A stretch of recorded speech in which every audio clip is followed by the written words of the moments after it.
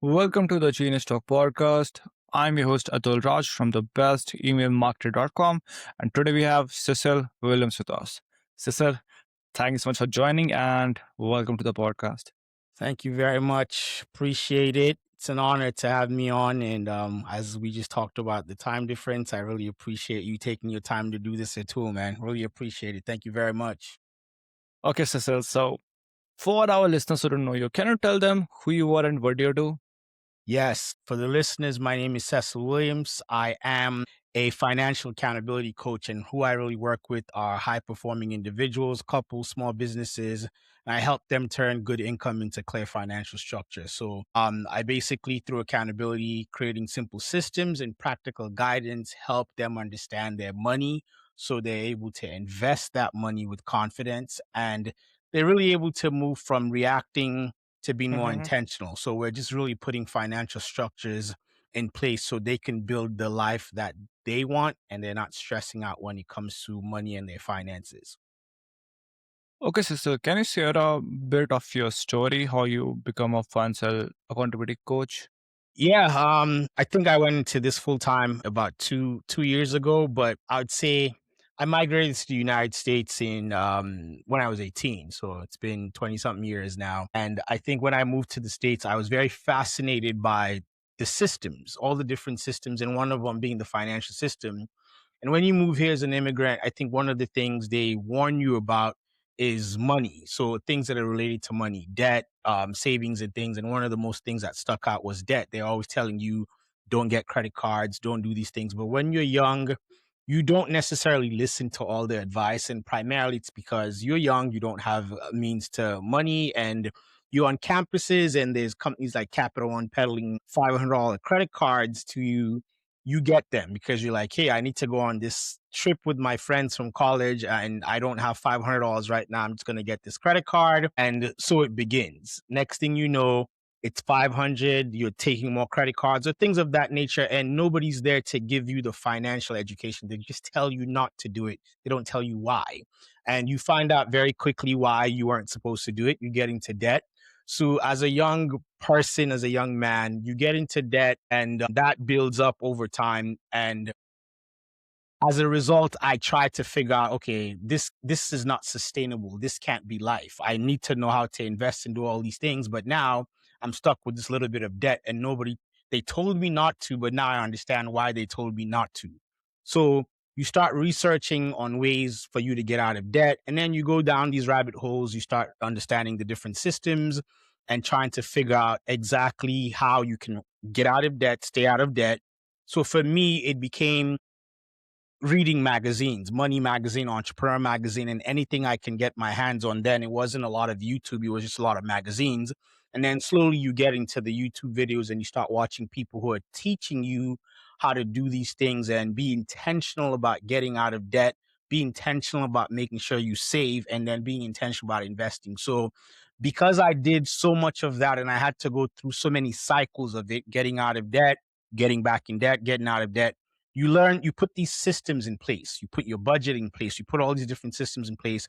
So it was such a repetitive, kind of like a hamster wheel thing for me that over time I would almost say obsessed with it because I learned so many things, how to get my credit score up every time it went down, all the different things about finances, your personal finance, I learned. And as a result of that, some of these things stuck with me. And I said, well, okay, I have the personal experience. And friends started asking me for help, and I would help them. And we would figure things out like getting out of debt, consolidating their debt. And I said, okay, I think this is my calling. Yes, I've succeeded at other things, but this almost then comes second nature to me because of my curiosity, my experience, and how I've been able to help people do these things. So why not do this professionally? Why not take something that I figured out, whether it's through mistakes or curiosity, and mesh that with my professional life? Um, So you say structure matters more than income. So what does that mean in simple terms? Sorry, could you repeat that? You say structure matters more than income. So what does that mean in simple terms? Yeah, so I always tell people structure matter more than income because ultimately it doesn't matter how much you make if you don't put a structure to your money in place, you're always going to be chasing. So it's like the idea of keeping up with the Joneses. Essentially, what it is basically people are saying the Joneses are this group of people that have unlimited funds and they can figure it out, and you're not quite there, and you somewhat want to keep up with them, and therefore every time you feel like lifestyle creep, so constant pressure because you're trying to maintain a certain lifestyle with the Joneses, just basic things like that. So if you put structures in place, so if I go back to my example, I initially had no structures because I didn't understand what those structures needed to be. So therefore, I kept going into this looping cycle of getting in debt, trying to figure out how to get out of it. You get out of it, but you're making money instead of now figuring out how do I separate, which is save more, then more than likely invest that money. You get back in the same loop. You spend the money, you get into debt. So there's no structure in place. But now, what a structure would look like is you get out of debt, you learn how to get out of debt. That structure you created in that was the budget. Now you learn how to put money aside. Not only do you put the money aside, you automate how you put the money aside. So you basically say, I'm going to put $25 into a savings account. But instead of me having to remind myself to do this every month, my budget tells me I need to do it, but I'm going to automate it from my checking account to my savings account, and it's going to move on the 5th of every month.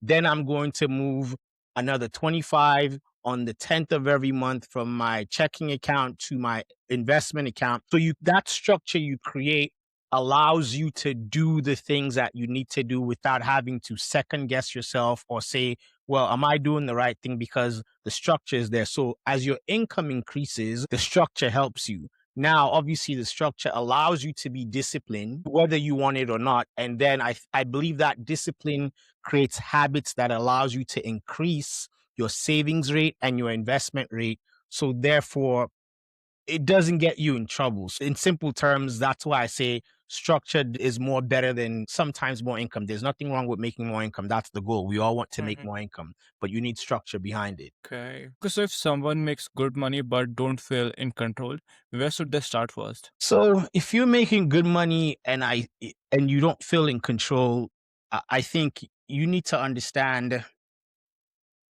at the core who you are, because you need to ask yourself what do you want out of life? Goals. um I think most people don't think of those things. Sometimes we're at a stage in our lives when we're much younger, you're thinking the future, but I think it's most important for you to understand your why. Your why can change over time. It could be, so if you take most people, how we think in blocks of times. There's your 20s, there's your 30s, there's your 40s, and that type of stuff. So it's good to understand your why at every point in time during those different stages. But when you think of it and you now say, okay, in my 20s, this is what I want to accomplish. I want a successful career. And then you say, okay, this is how I'm going to go about getting it. So sometimes during that time, it's about the grind. In my 30s, okay, I need to have a stable job, or I need to be a director. Maybe in my 40s, I need to, that type of thing. You then have some level of structure even in that professional environment. So I think once you think of it that way, then over time you understand your why and you start shifting from just being someone who's saying, well, I'm making money, but I feel the pressure, or those types of things. Hopefully that makes sense to your audience, because you can't live a life of one guilt, and you need to figure it out. And the main thing is you really need to ask yourself, why do you want it? Once you figure out that why, then you get to understand how you put the structure in place, which is whether it's getting help, whether it's books. There's tons of ways you can do that. But I think once you understand your why, then it becomes very much more clearer as to how you go about doing things, or why you need to go about doing the things that you say you need to do. Can you talk about any one of your client story? Yes. So one that comes to mind, um, I guess if I were to think of it from a structure perspective, a bunch, but I'll go one that kind of gears more towards most recently. So a client of mine, makes good money. They have a business and they have a healthcare business, but one of the things is there's not a lot of structure in place, not necessarily even in their personal lives, but around the business. So they had a lot of money just sitting idle. And part of it was because of not enough education as to what to do with that money and fear. A fear of what do I do with this money? I don't want to make wrong decisions. So they literally had a pile of cash in the high six figures just sitting around. So when I met with them is, okay, why do you have this money sitting around? Then they explain that I don't know what to do with it.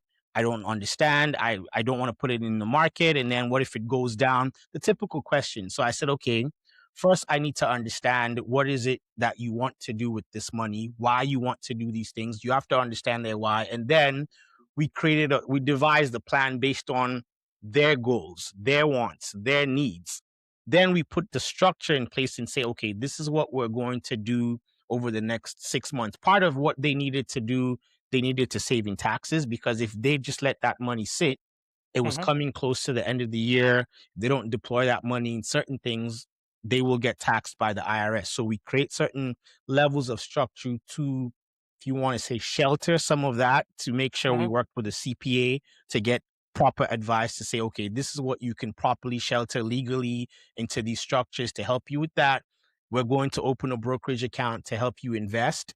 So this money doesn't just sit idly and lose it to inflation, lose it to just maybe potentially spending it on whatever. So we created structures. Now, when it came to investing, we said, okay, we're going to teach you how to understand what you're doing. So we can do it passively, or if you want to do it actively, these are your options. So when you give people the education, you give them the information that allows for transformation, then Mhm. you put them in a position where they turn fear and neglect or doubt into proper structure so they're able to execute on certain goals. Where, I mean, at the end of it, the goal for me is for people to come out of it honestly not depending on me, because I want them to be self-sufficient with what they do moving forward. And the more they're able to do that, then I believe the more successful it is for what I do. I don't want like a lifetime dependence on me for things. But yes. Okay, so for our listeners who want to get some help from you, where can they go? So for listeners who want to get some help from me, CIMIFLYmoney.com. CIMIFLY money.com. You can go to my website. That's my website. Or you can go simifly.com/forward/resources. And I believe you can get a lot of information there about creating structure, about investing, and what you need to do to just get your personal finances together. I think that's the best place you can go to find good information. Is there anything else that you would like to share? Yes, I think for listeners that essentially are looking for some kind of advice, whether it's around their finances or in their business, the most important things are this. I mentioned structure over hustle.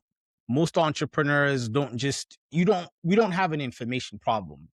We have a structure problem, and once we figure out what that structure is, we need to put systems in place to be able to grow. And I also want people to understand content isn't just the business. Yes, there are content creators out there who are smashing it, but even those people create systems by which they're able to convert, which then brings them things like brand deals. So if you're a business owner, you have to figure out how you turn that attention, whether it's your emails on your social media, into conversion and sales. And then realize you want to own the asset. Your income does not depend on the algorithms that they're pushing at us and telling us. You want to own the business. You want to own your email list. You want to make sure you're engaging with your customers, because your ultimate goal is how you turn everything into a traffic source that converts into sales. So I think that's the most important thing. Just understand that once you create structure and put systems in place, then you're able to move forward, validate, and scale that business. Okay, Cecil, thank you so much for sharing that and spending some time with us. It was really great chatting with you. Thank you very much, Atul. Really appreciate your time, man.